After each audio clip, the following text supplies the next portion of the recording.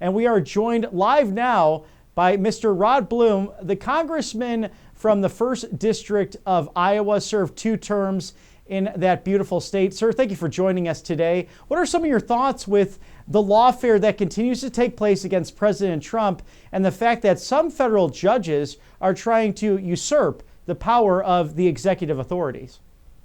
Hello, Robert. Thanks for having me on. Good to see you. Yeah, if we go back to November, President Trump and J.D. Vance, they won the popular vote. First time I think a Republican's done that in 20 years. They won every single swing state. They won the Senate and kept the House, and they had a rather large electoral college victory. So all that being said, I would say the American voters gave President Trump and his agenda overwhelming "we want it," an overwhelming yes vote. And yet now they find that we're stymied. Not the president, the American people. What we voted for, the agenda that we want, is now stymied. And the Democrats, the left, have tried using the legal system, if we go back a couple years, to put President Trump in jail. And that didn't work. And now they're using the legal system to stymie his agenda. I really should be saying our agenda, the American people's agenda.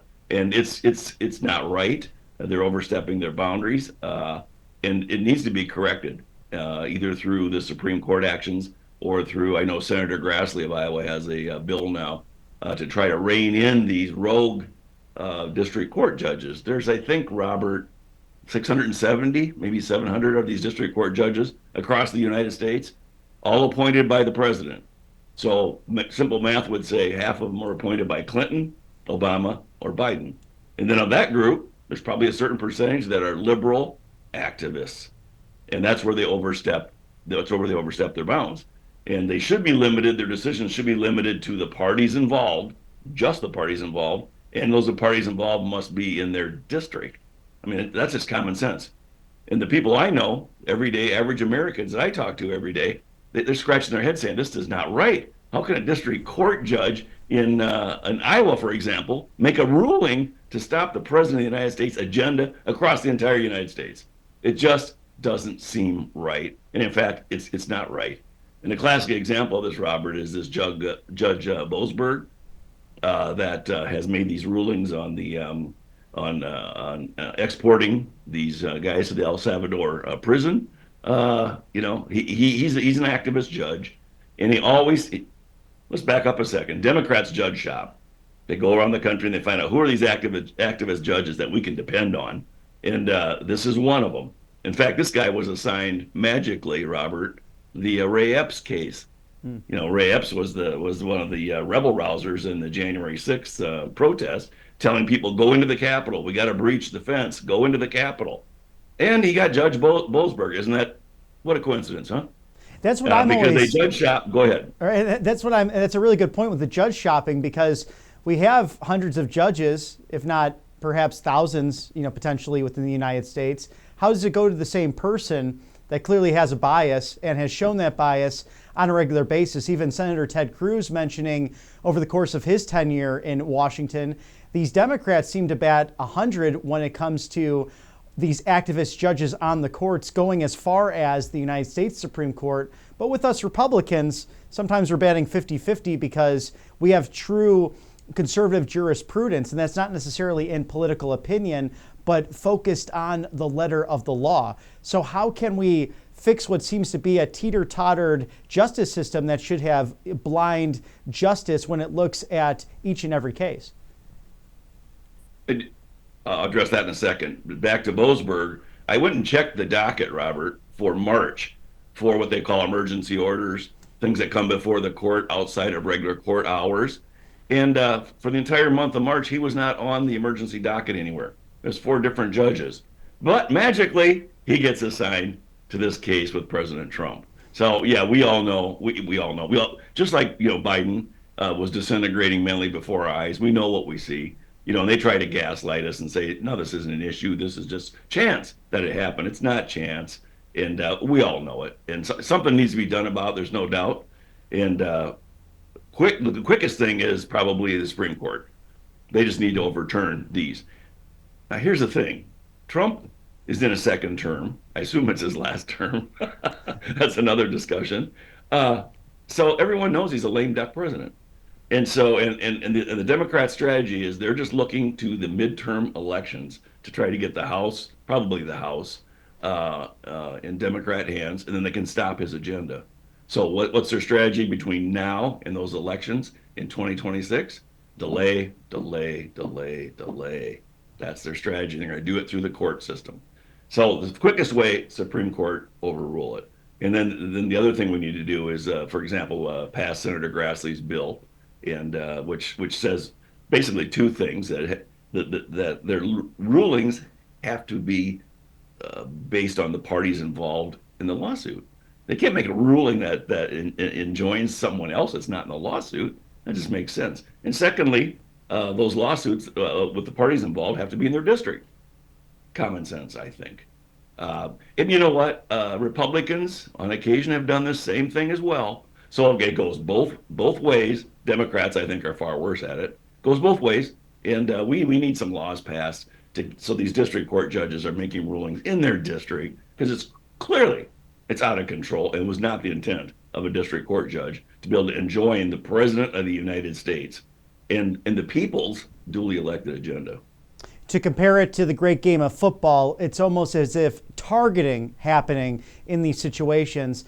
Now, Alan Dershowitz, of course, a great constitutional lawyer, defended President Trump during those fake impeachments, doing a great job with including the current Attorney General, Pam Bondi, on that extraordinary legal team when he went through that first impeachment hoax. But he has mentioned on several occasions that America is one of the only Western civilized nations directly electing district attorneys and state's attorneys. He argues, and someone who is a true liberal Democrat, perhaps now, I think he mentioned that he left the Democrat Party because of how communist they've become and how anti-Semitic they've become.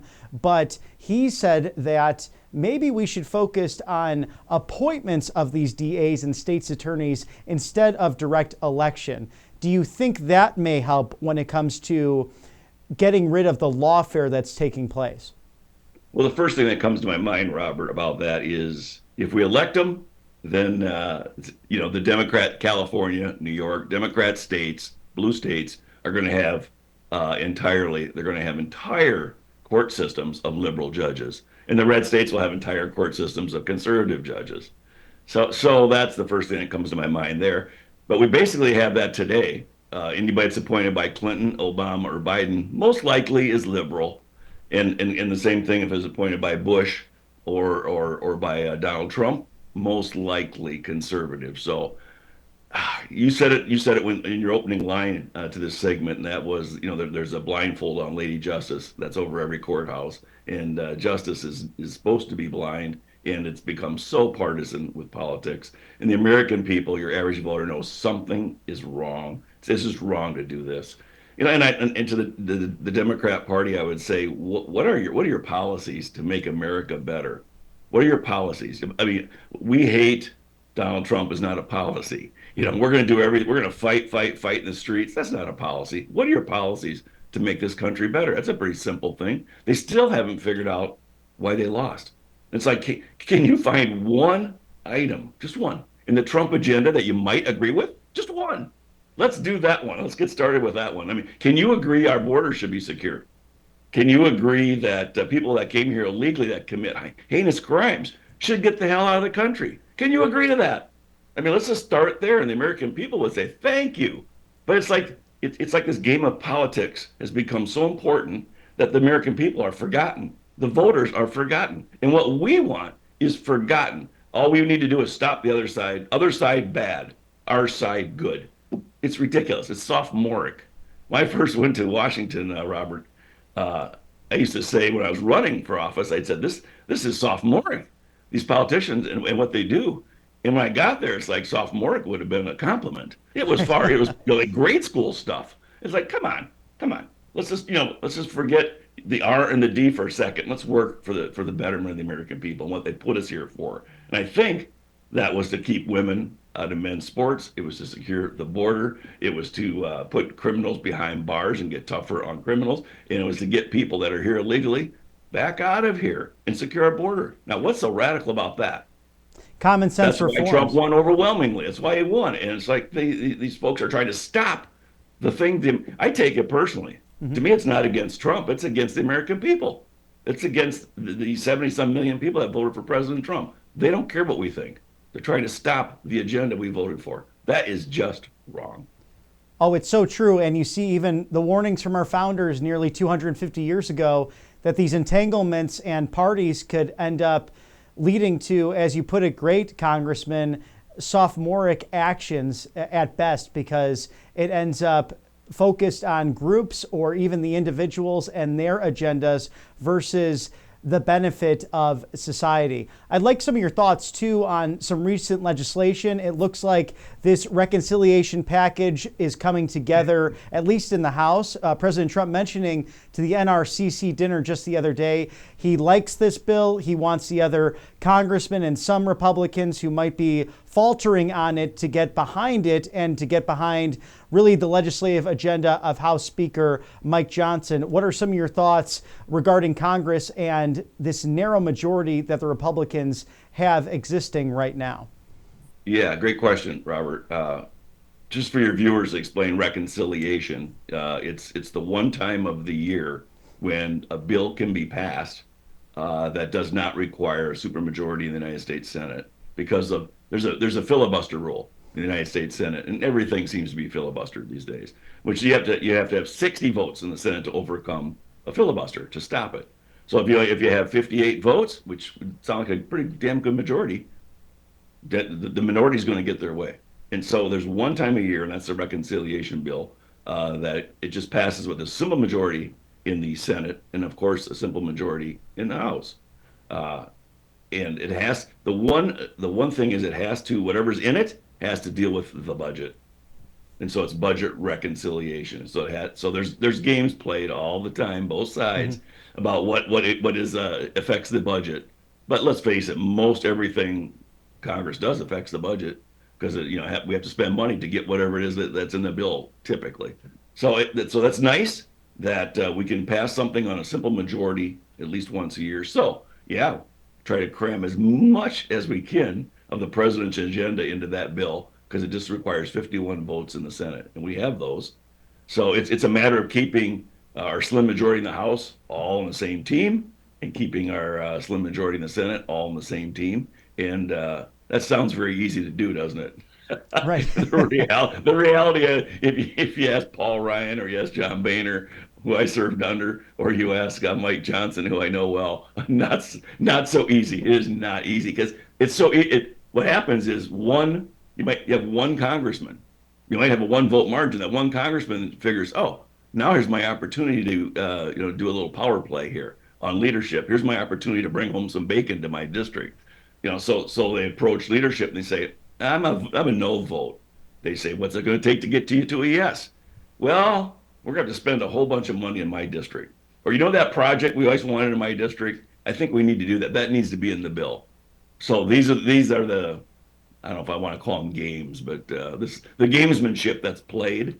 And so it's not exactly simple, especially on the Republican side. It seems like we have trouble keeping the team together.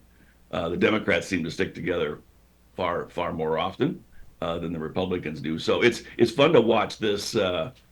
My father worked at a meatpacking plant, and he always said to me, he said, Rod, if you saw what went into a hot dog, you would never eat one.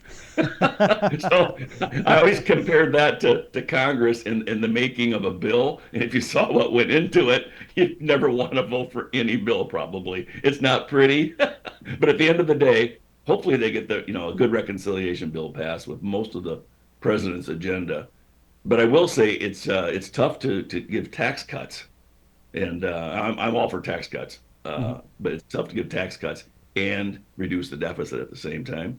Now I know tax cuts, the economists say, and it's mostly true, that they'll pay for themselves with increased economic activity, but that takes a year or two to hit or to reach that. So the office that scores these bills, the budget office that scores the bills, they typically don't take into effect economic activity.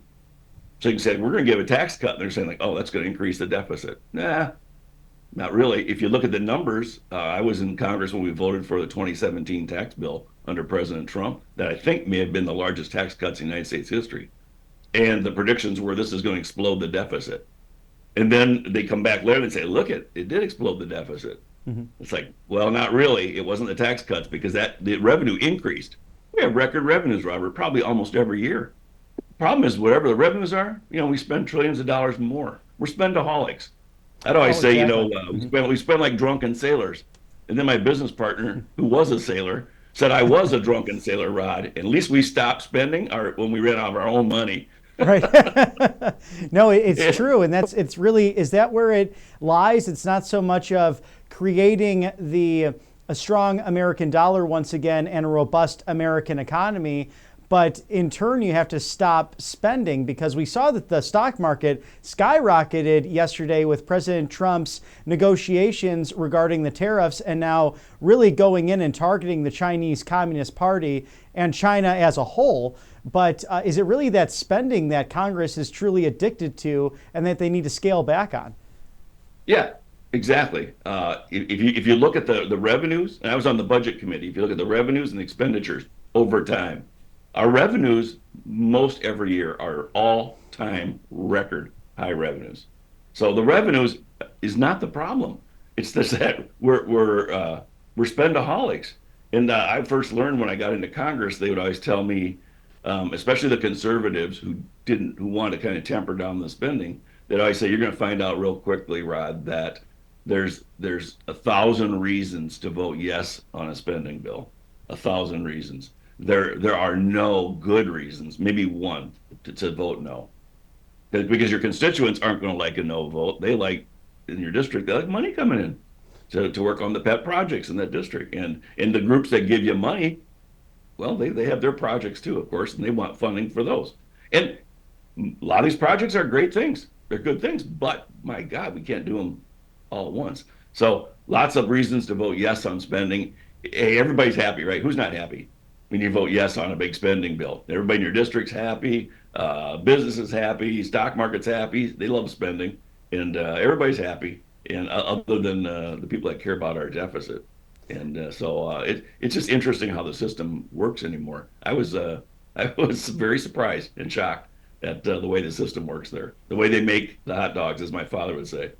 You know what always gives me a kick and really sometimes grinds my gears? Any local chamber of commerce, because when that spending comes in, say that pork barrel or the earmarks, they could be all smiles for specific projects, regardless of Republican or Democrat.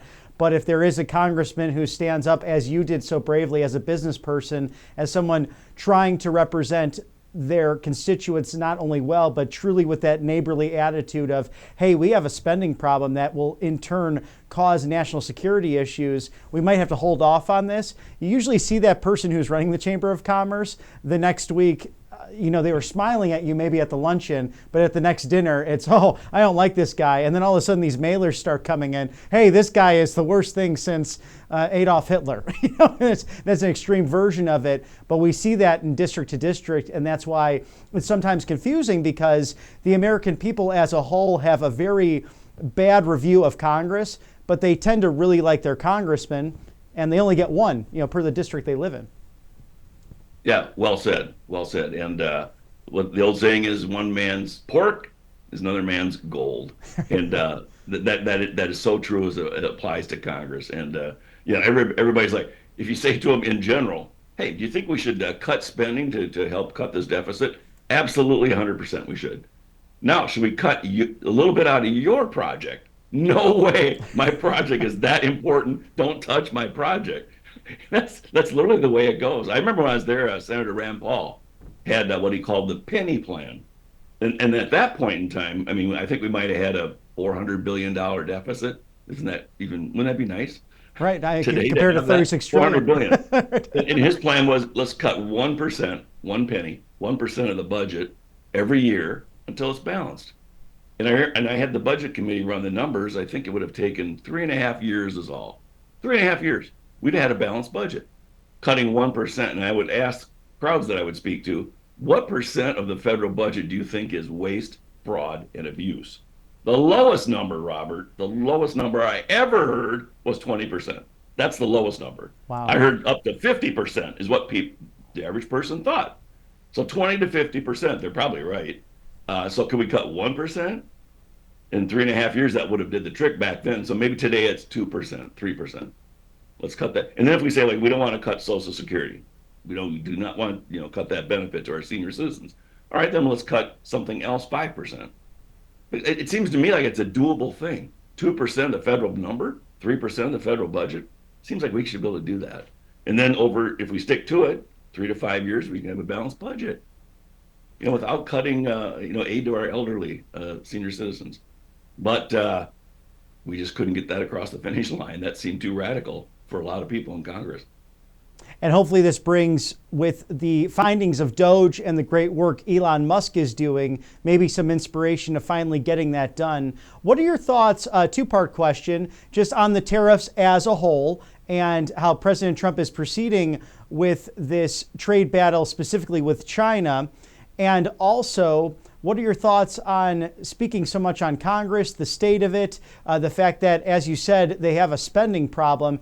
Do you think that, given states have really found a way in many cases to have balanced budget amendments, should that be introduced in the Congress? And also, many states have some form of term limits. Should we also have that introduced on the House and the Senate to perhaps maybe have a little bit more turnover in both chambers?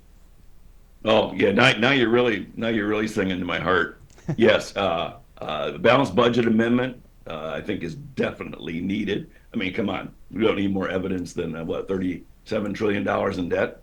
Need the balanced budget amendment, absolutely. And I'm a term limits guy, and the founding fathers they thought they would have trouble getting somebody to serve, to put down, get off their horse and quit plowing their land and go to Washington D.C. and serve for 2 years. They didn't think they'd get anybody to do it, and it was never meant to be a career, and now it's become a career. So yes, I think term limits is a good thing, and turnover is a good thing, and both sides. Now here you go. It goes back to your point about I love my congressman, but I think Congress is horrible. It goes back to, like, yeah, let's say I'm talking to a Republican, they'll say, yes, that'd be great, get those Democrats having to run for office and have a good chance of beating them. But my guy, a Republican, oh, we want to keep him in there for as long as possible. So it's like the logic is not real sound, I'd say. So yes, those two things I think would really help our country in a big way.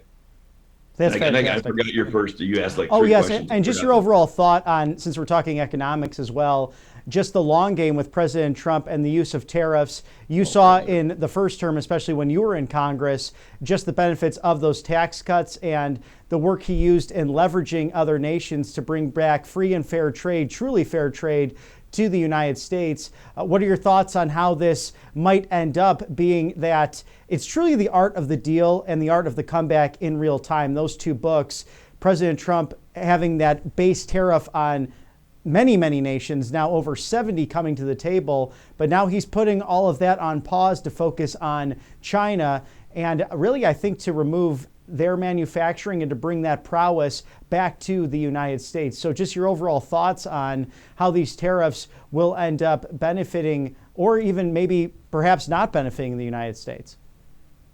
Well, we can't be panic cans, can we? I think the president invented a new word this week. We can't panic. We can't be panic cans. But I agree with the president. He's a businessman, and I'm a businessman as well. And we just get taken advantage of horribly by the rest of the world.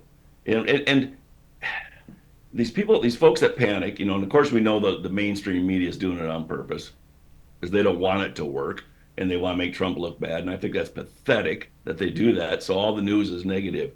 But Trump knows what he's doing. He's a business guy. And he knows that we've been taken advantage of. We've been the world's piggy bank. And people, like how many Cadillacs do we sell into Europe? Probably none, zero. But how many BMWs and Mercedes Benzes from Germany, for example, do they ship over here? And it's like, wait a minute, the president isn't for anything radical. He's just for fair trade.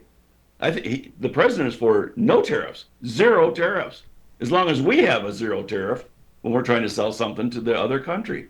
And competition makes everybody better, whether it's in the school system, which we could talk about for hours, or it's in the world economy competition. Some countries are going to be better at doing things that other countries aren't, and vice versa. And it's like we need to have this fair and free trade. So I'm not a fan of tariffs, but neither is the president. But we've got to do something because what we're doing has not accomplished anything other than we're getting our trade deficit is, I think, 600, $700 billion a year. And every time we ship a dollar out of this country, we become a little bit poorer. Our country does. And we want to increase our wealth, not decrease it. So $700 billion a year, think of it this way. We just put on a boat and ship it to countries around the world. Let's keep it here. So should be no trades, no tariffs, and let the best company win, the best product win. And God, we've been taking advantage for so long, and people should not panic. Let him work this system, and rest assured, China is not our ally. Okay, so if he gets he'll get all the rest of these tariffs taken care of. And then if China wants to keep raising tariffs on us, let's just keep raising it on them. And it's like, guess what? Here's the thing, Robert. People need to realize is we have the biggest economy in the world. We consume more than any country on this planet. Does that not give us an edge in these negotiations? Of course it does. We're the biggest consumer in the world. It gives us a huge edge. And let's use that. Let's use that edge. Let's use that power. That's what Trump's saying as a business guy. We're in the driver's seat.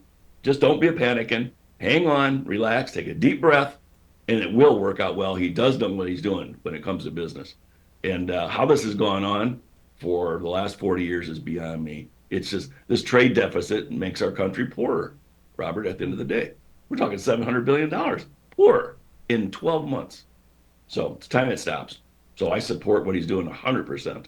Now, as far as the tactics, who knows? They know what they're doing. And once again, China is not our friend. We got to remember that. They're not our friend.